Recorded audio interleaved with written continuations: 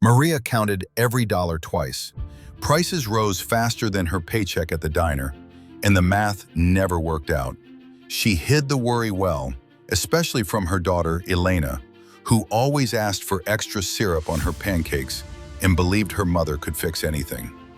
One evening, Maria opened her pantry and stared at the half bag of flour, the 2 jars of homemade jam she had made last summer, and the basket of lemons her neighbor Mrs. Ruiz had given her. The pantry looked sparse, but those jars and lemons sparked an idea. She walked next door and knocked. "Mrs. Ruiz, would you trade some of your eggs for a jar of my strawberry jam?" she asked. The older woman laughed with relief.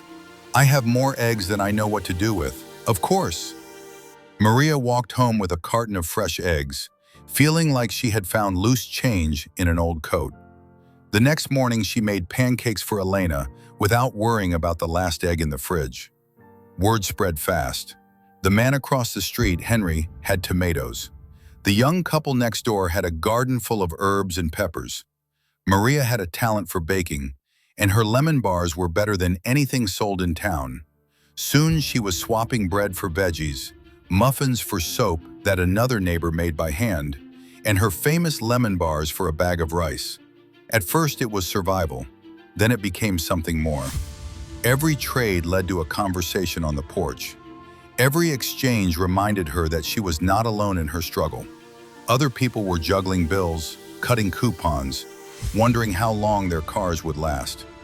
Inflation had squeezed everyone, but the bartering brought them together instead of pushing them apart. Maria learned to stretch every ingredient with imagination. A few tomatoes and some herbs turned into soup. Extra lemons became cleaning spray. Old jars found new life. Instead of feeling defeated by what she lacked, she felt proud of what she could make. One Saturday morning, Elena tugged on her sleeve. "Mom, can we make extra lemon bars? I want to give some to Mrs. Ruiz. She said her knees hurt today." Maria smiled. Her daughter understood the heart of it. Bartering had started as a necessity, but it had planted roots of generosity all through their street. By fall, the neighborhood felt like a network of small lanterns, each family helping the next. Bills were still tight, and Maria still worked long shifts, but the fear that used to sit on her chest had eased. She had a community now. She had dignity in providing for her daughter in a way no price tag could measure.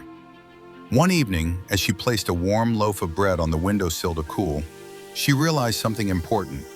Inflation could raise costs, wages could lag behind, life could throw its hardest punches, but resourcefulness and connection always gave her one more move to make. Maria was still getting by, but now she was doing it with hope. And hope, she knew, was the kind of currency that never lost value.